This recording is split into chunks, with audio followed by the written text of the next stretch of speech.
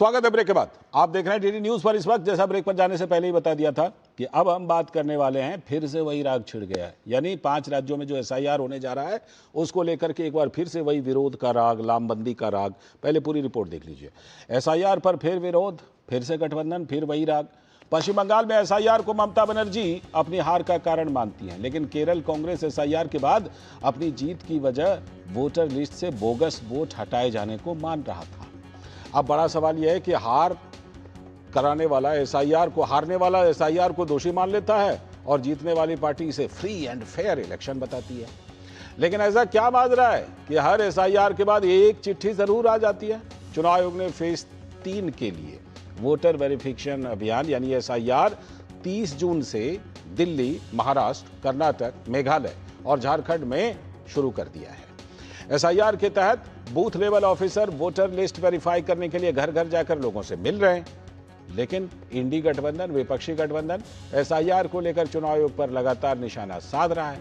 अब इंडी गठबंधन ने इस फैसले के खिलाफ बड़ा निर्णय लिया। इस बार वे कोई पीआईएल नहीं डाल रहे हैं, बल्कि एसआईआर को वोट की लूट करार देकर आरोप लगाकर विपक्षी दलों ने चीफ जस्टिस सूर्यकांत को पत्र लिखा है। कांग्रेस नेता जयराम रमेश ने सोशल मीडिया एक्स पर पोस्ट कर इसकी जानकारी दी है। इंडी गठबंधन के दलों ने सुप्रीम कोर्ट से हस्तक्षेप की अपील भी की है। अब खास बात यह भी है कि गठबंधन से अलग हुए डीएमके और आम आदमी पार्टी ने भी भारत के मुख्य न्यायाधीश को एक ज्वाइंट लेटर भेजा है। उनकी मांग है कि चुनाव आयोग की एसआईआर प्रक्रिया में पारदर्शिता की कमी है, जिससे पूरी चुनावी प्रक्रिया पर असर पड़ सकता है। इसमें संज्ञान लेना जरूरी है। उधर कर्नाटक में मंगलवार से वोटर लिस्ट को वेरिफिकेशन अपडेट करने के लिए एसआईआर का अभियान शुरू हो गया। तो इस मौके पर कर्नाटक के मुख्यमंत्री डीके शिवकुमार ने जनता को सावधान करते हुए अपील की है कि सभी लोग ये पक्का कर लें कि उनका नाम वोटर लिस्ट में है या नहीं। अगर किसी व्यक्ति का नाम वोटर लिस्ट में नहीं है तो उसे सामाजिक कल्याण के स्कीम्स का फायदा नहीं मिलेगा। यानी बिल्कुल अलग रुख लिया है डीके शिवकुमार ने। चुनाव आयोग पूरे कर्नाटक में घर घर जाकर वोटरों की गिनती और वेरिफिकेशन का काम शुरू किया हुआ है, जो 29 जुलाई तक वहां पर चलेगा। कर्नाटक के मुख्य निर्वाचन अधिकारी ने बताया कि इस अभियान के तहत राज्य के 5.5 करोड़ से भी ज्यादा वोटरों को कवर किया जाएगा। वहीं मुख्यमंत्री इसे सही मान रहे हैं, लेकिन आला कमान कांग्रेस का केंद्रीय नेतृत्व इसे वोट की लूट बता रहा है। यहां अंतर है, साफ अंतर। एसआईआर को लेकर सुप्रीम कोर्ट ने 27 मई को एक बड़ा फैसला सुनाया था। सुप्रीम कोर्ट ने कहा था कि एसआईआर प्रक्रिया में कोई खामी नहीं है। सुप्रीम कोर्ट ने यह भी कहा था पूरी प्रक्रिया को गैर संवैधानिक करार नहीं दे सकते। कोर्ट ने उस समय माना था कि फ्री एंड फेयर इलेक्शन कराना चुनाव आयोग का संवैधानिक अधिकार है। लेकिन कांग्रेस पार्टी का दावा है कि 8 जून 2026 को ही इंडी गठबंधन की जो दिल्ली में बैठक हुई थी, उसमें 21 राजनीतिक दलों और एक निर्दलीय उम्मीदवार ने हिस्सा लिया था। तो बैठक में मुख्य न्यायाधीश को एक ज्वाइंट लेटर भेजने का फैसला उसी समय लिया गया था। इस लेटर को भेजने का मकसद चुनाव आयोग की एसआईआर प्रक्रिया और चुनाव से जुड़े अन्य मुद्दों की तरफ ध्यान आकर्षित करना था। अब सवाल ये है कि कर्नाटक में बीजेपी आरोप लगा रही है कि राज्य सरकार एसआईआर के लिए सभी बूथों पर बीएलओ की तैनाती सुनिश्चित नहीं कर पा रही है। लेकिन अगले कुछ दिनों के बाद उसी कर्नाटक से यह सवाल पूछा जा सकता है कि इतने कम समय में एसआईआर कराने की चुनाव आयोग को क्या जल्दी थी। जो सवाल पहले बिहार के समय में और बाकी जगहों पर कांग्रेस पार्टी पूछ रही थी, वही सवाल अब कर्नाटक में खड़े हो रहे हैं। कांग्रेस के नेता उदित राज ने एसआईआर में गड़बड़ी के आरोप लगाए। उनकी बातें सुनिए पहले। ये लोकतंत्र और संविधान केवल राहुल गांधी जी के लिए नहीं या प्रियंका जी के लिए नहीं है, कांग्रेस पार्टी के नेताओं के लिए नहीं, जनता को कहीं ज़्यादा ज़रूरत है। चाहे वो कर्मचारी हो, चाहे विद्यार्थी, चाहे यूथ हो, चाहे स्टूडेंट है, किसान। एसआईआर में जो गड़बड़ी करी जा रही सभी जानते हैं, सबको उठ खड़ा होना पड़ेगा। डीके शिव कुमार की बात लगता है इन्होंने सुनी नहीं। बहरहाल कर्नाटक भाजपा के नेता आर अशोक का कहना है कि कांग्रेस एसआईआर के खिलाफ प्रोपेगेंडा फैला रही है। Congress is they are doing anti-propaganda to SIR. Today SIR started in Karnataka, but there is no officers. More than 70% officers, today's SIR campaign, they are not gone. Means State government have to provide all the officers. But state government, up to now, they are not release the officers. They are telling pulse polio, they are not release us. इस बीच जिस तरह से विपक्षी दल लामबंद हुए हैं एक बार फिर से एसआईआर के खिलाफ, तो पश्चिम बंगाल भाजपा की नेता किया घोष ने आरोप लगाया कि एसआईआर के मुद्दे पर दरअसल विपक्ष नौटंकी कर रहा है।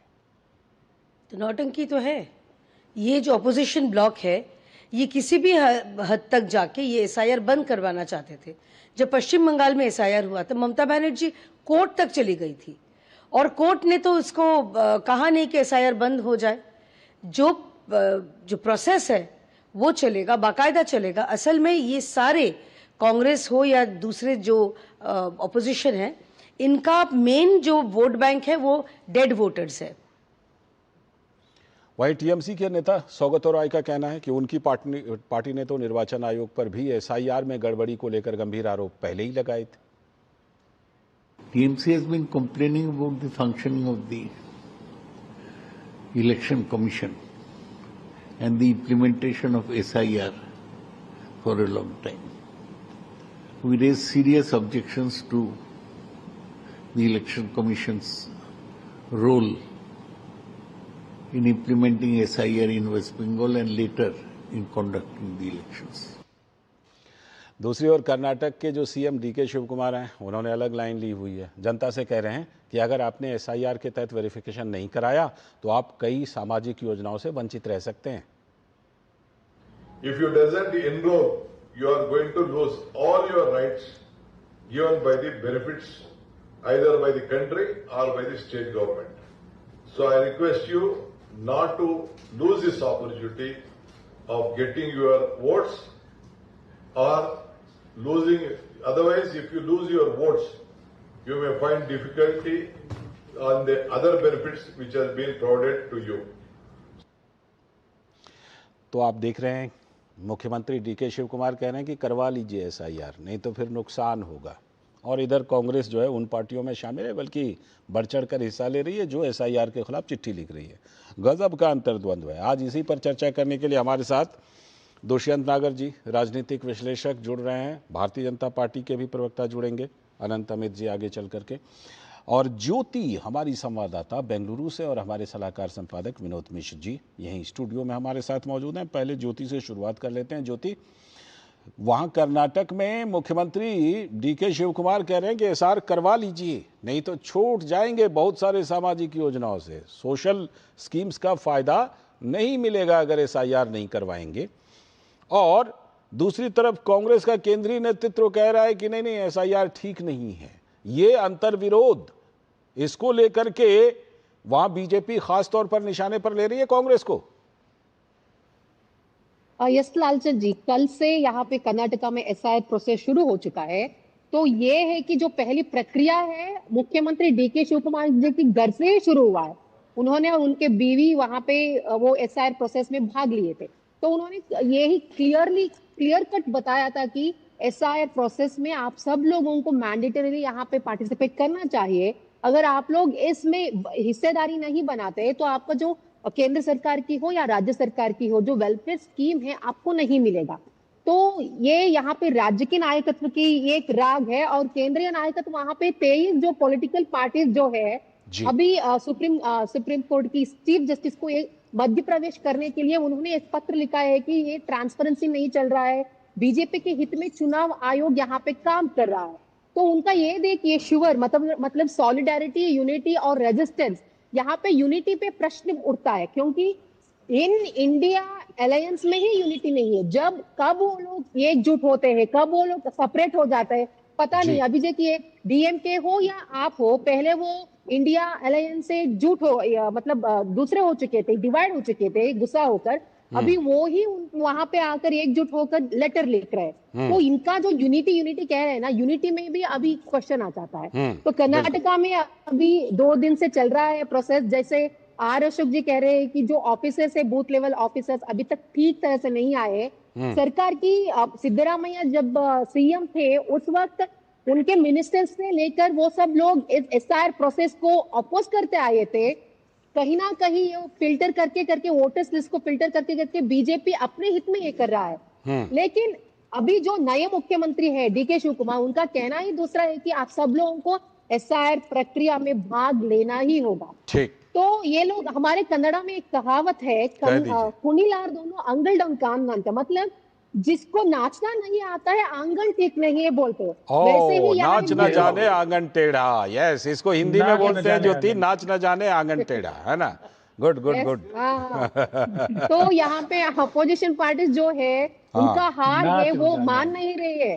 हाँ ठीक है, मैं लौटता हूँ। एसआईआर पे डालेंगे, पहले डालते ईवीएम पर, अब नहीं मानेंगे हार, क्या बात है, बिल्कुल दुष्यंत जी कहे हार मानना ही नहीं है, बिल्कुल चाहे जो भी है। ज्योति लौटता हूँ, बहुत अच्छा आपने कहावत सुनाया।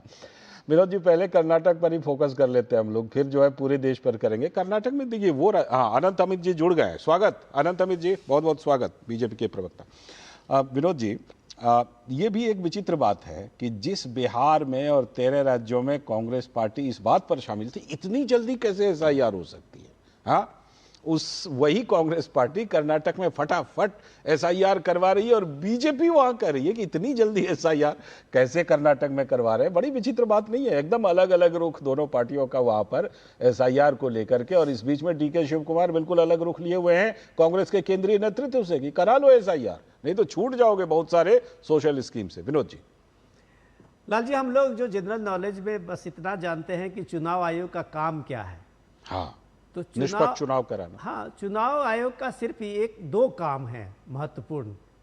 एक काम है कि वोटर लिस्ट करेक्शन का, वेरिफिकेशन का, कि जो एकदम शुद्ध, जिसको आप बोलते हैं स्वच्छ मतदान के लिए सबसे प्राइमरी है ये डिमांड कि आपका वोटर लिस्ट स्वच्छ हो। शुरुआत वहीं से है, शुरुआत वहीं से है। और उसके बाद फ्री एंड फेयर इलेक्शन, बिल्कुल, जो हर लोगों को वोट देने का मौका मिले। ये दो उसके संवैधानिक अधिकार हैं और संवैधानिक दायित्व है।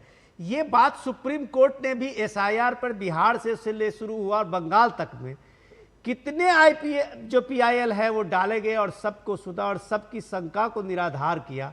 खुद Mamata Banerjee as a CM वो पैरवी करने के लिए एसआईआर पे वकील बन के आ गई। अब जब सुप्रीम कोर्ट का ये फैसला है कि चुनाव आयोग कि ये एसआईआर की कार्रवाई गैर संवैधानिक नहीं है, फ्री एंड फेयर इलेक्शन कराना चुनाव आयोग का संवैधानिक दायित्व है, जो वो दायित्व का निर्वहन चुनाव आयोग कर रहा है जी। अब ये सवाल है कि जब कभी भी एसआईआर, तीसरे फेज का एसआईआर कर्नाटक में शुरू, ये 5 राज्यों में शुरू हुआ, तो फिर ये चुनाव आयोग के शिकायत के सीजीआई को चिट्ठी का मतलब क्या है? या तो विपक्ष के पास कोई एजेंडा नहीं है, या फिर आप इस बात को देखिए कि अगर पश्चिम बंगाल में टीएमसी सत्ता में नहीं आती है तो दोष एसआईआर का है, और अगर केरल में वही कांग्रेस पार्टी सत्ता में वापसी करती है तो वहां के लोग कहते हैं कि एसआईआर के कारण ये संभव हुआ है, बोगस वोट हटे हैं। आप इतने बेवकूफ लोगों को समझ रहे हैं क्या?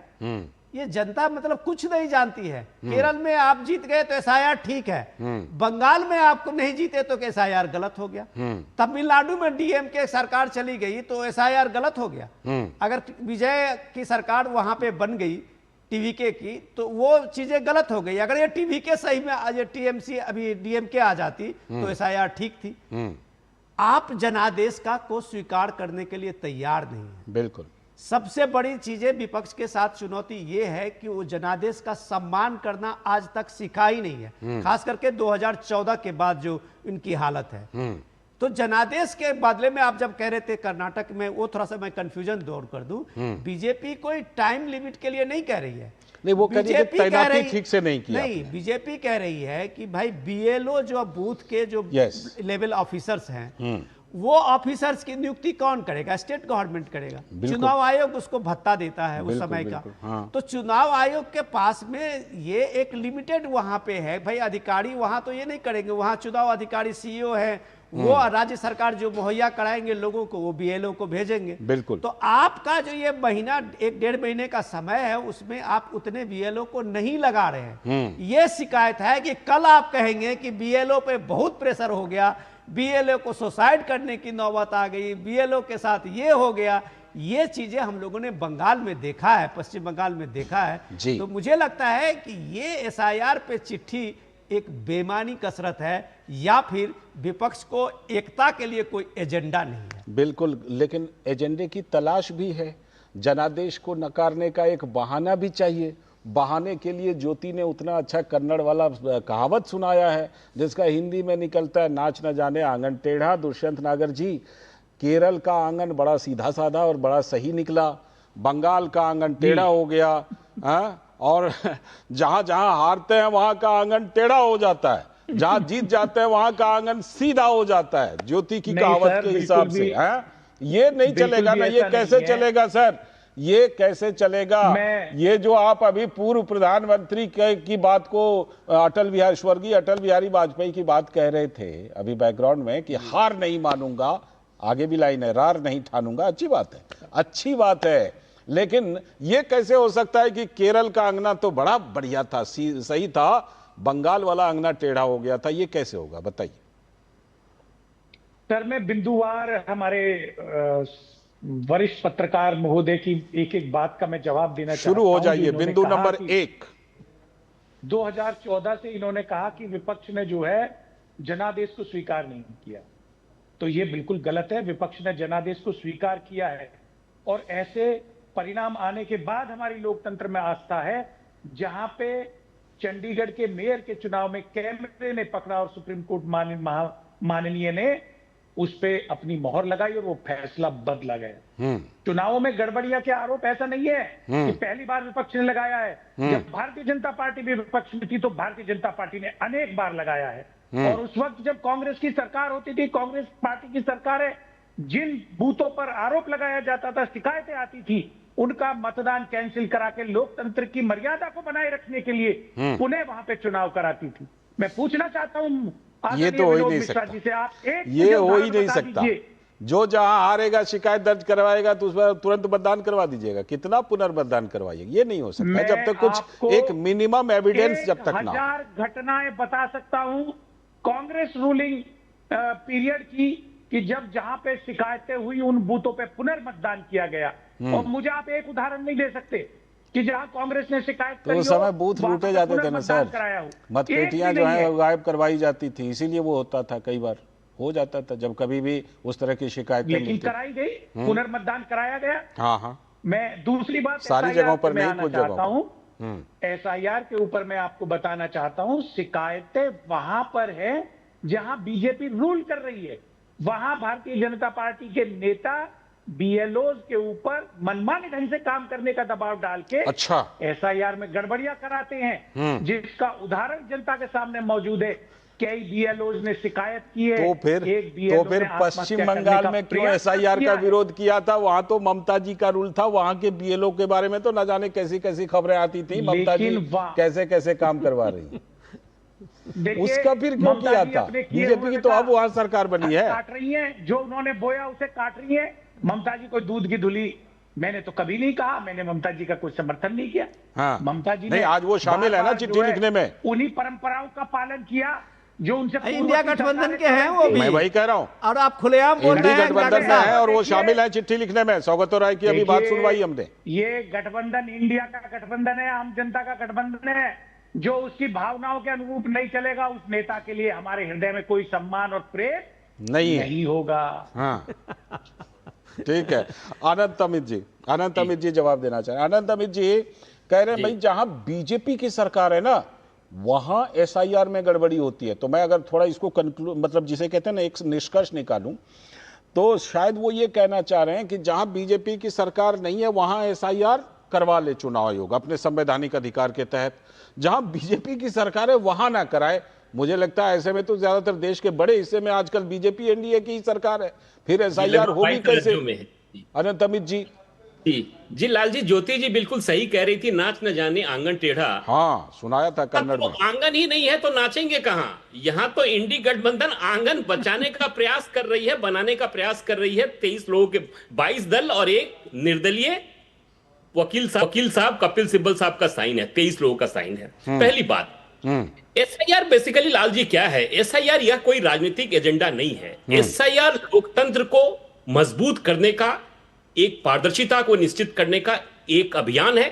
ये अभियान कोई पहली बार नहीं चल रहा है। 1952 से लेकर 8 तक में 9 बार एसआईआर हो चुके हैं और इस एसआईआर में बिहार और पश्चिम बंगाल के चुनाव के बाद हमने जो पार्टी ने ये एसआईआर को जो दिया है, वो एसआईआर का मतलब ये होता है कि साफ सुथरी पारदर्शिता लिस्ट इक्वल टू ज्यादा वोटिंग इक्वल टू मजबूत लोकतंत्र। लोकतंत्र को मजबूत करने के लिए एसआईआर होना बहुत जरूरी है। और उच्च न्यायालय ने कहा कि चुनाव आयोग एसआईआर नहीं कराएगा तो क्या करेगा। हम तो कहना चाहते हैं विपक्षी दलों को, चुनाव आयोग क्या हनुमान चालीसा पढ़ेगा क्या? उसका काम ही यही है, एसआईआर कराना, तमाम पारदर्शिता को निश्चित करना।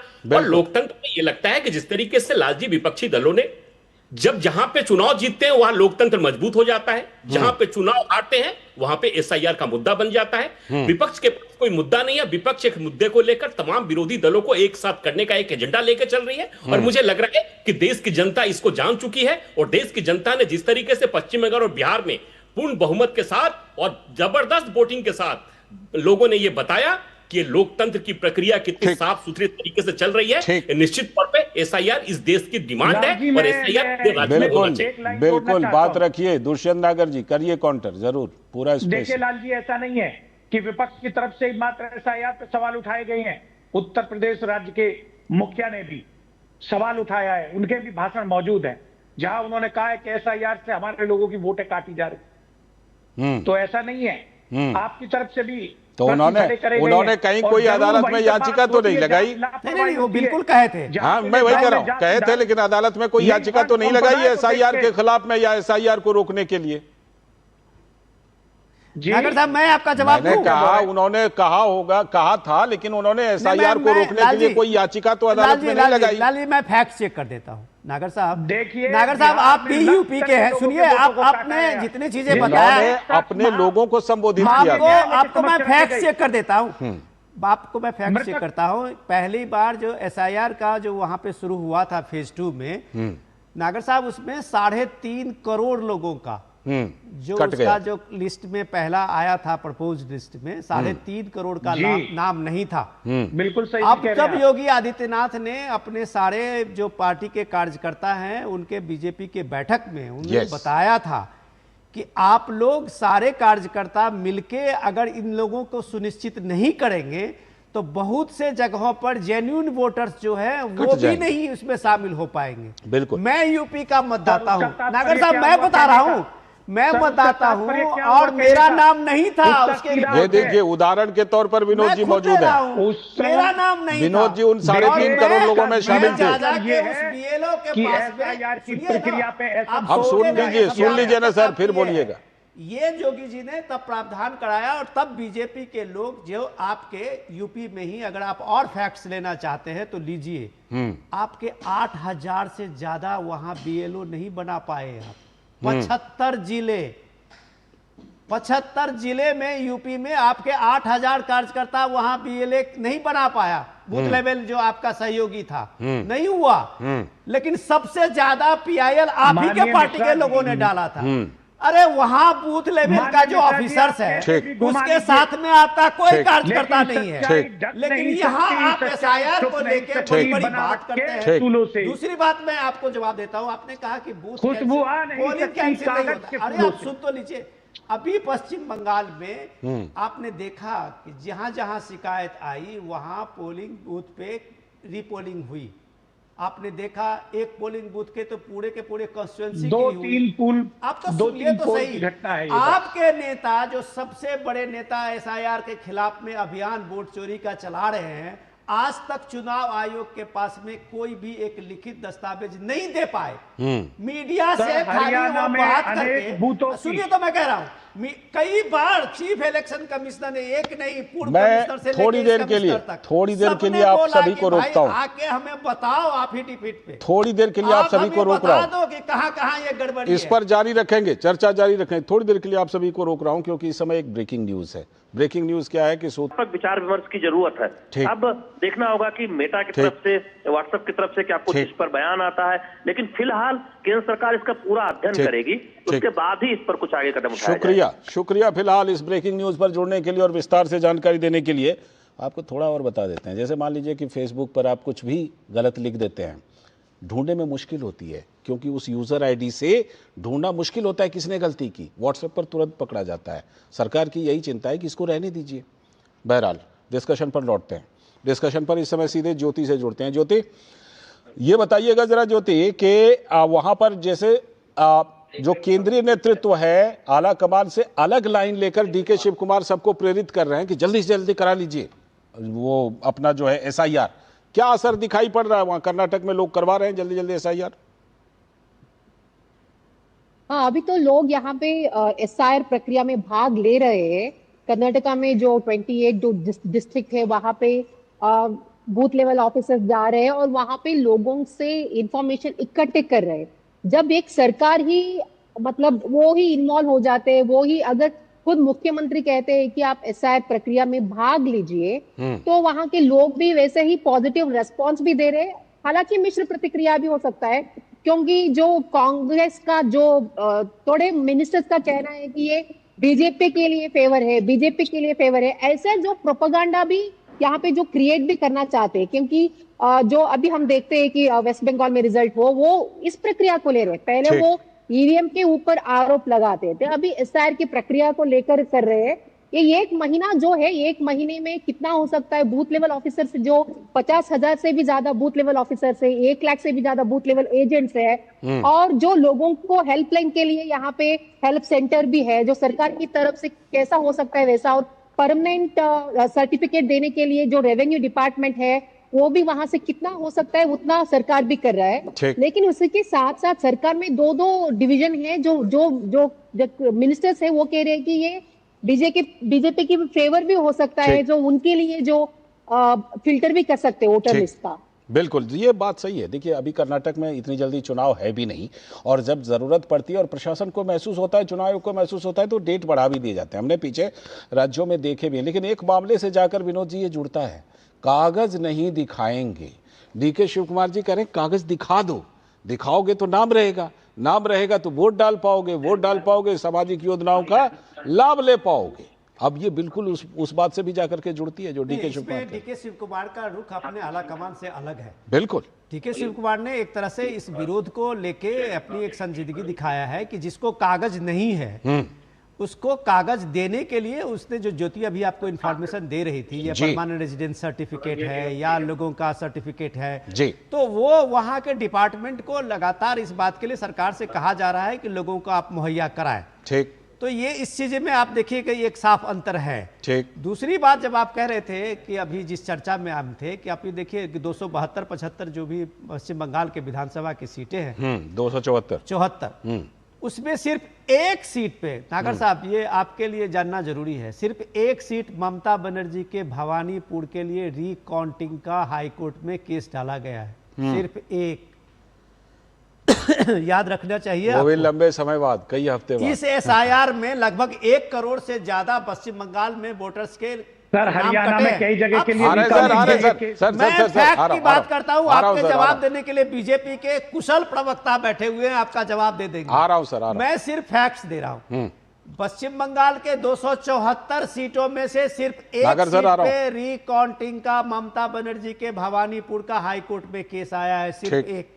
273 निरापद है बिल्कुल। और आप इसके बाद सुनिए कि वहां पे बीजेपी का, वहां पे जो जीती है बीजेपी लैंडस्लाइड वोटिंग से, उसको चैलेंज 273 पे किसी जगह नहीं किया गया। ठीक, 40 दिन का समय होता है इलेक्शन कमीशन की तरफ से कि वहां सीसीटीवी के फुटेज से लेके बाकी चीजों को आपको सुरक्षित रखना है। आई थिंक 45 दिन का तो हाई कोर्ट ने उसको रोक दिया। हाई कोर्ट ने कहा कि इसको आप सुरक्षित रखिए। नंबर 2, 1 करोड़ से ज्यादा वोटर्स के नाम कटे हैं, आपके पास 10 वोटर्स नहीं हुए सुप्रीम कोर्ट में डालने के लिए बिहार के मामले में, 15 मांगा था, सही बात, आते कि ये जेन्युइन वोटर्स हैं और इनके नाम कटे हैं। कितना कटा था? 67 लाख। ये क्या बात करते हैं आप लोग कि ये सब चीजों को जब आप लाते हैं, लोगों को एसआईआर पे जितना चुनाव आयोग ने बताया है और हम लोगों ने सीखा है, मुझे लगता है कि हम लोग किसी बीएलओ से ज्यादा अच्छा कितना प्रोग्राम कर चुके हैं, कितना डिस्कशन। नागर साहब भरमाइए मत, आपके पास कोई एजेंडा नहीं है, ये ममता बनर्जी का कॉल है इस एसआईआर पर सीजीआई को चिट्ठी लिखने का। उसके पीछे पीछे कांग्रेस है, उसके पीछे डीएमके सारी पार्टियां आ गई हैं, फिर से लिख दिया। और ये किसी का कॉल नहीं है, हाँ, क्योंकि ममता अपनी हार को पचा नहीं रही है। ठीक। सिर्फ एक कारण है सीजीआई को चिट्ठी। ठीक, दुष्यंत नागर सर, फायदा क्या होगा?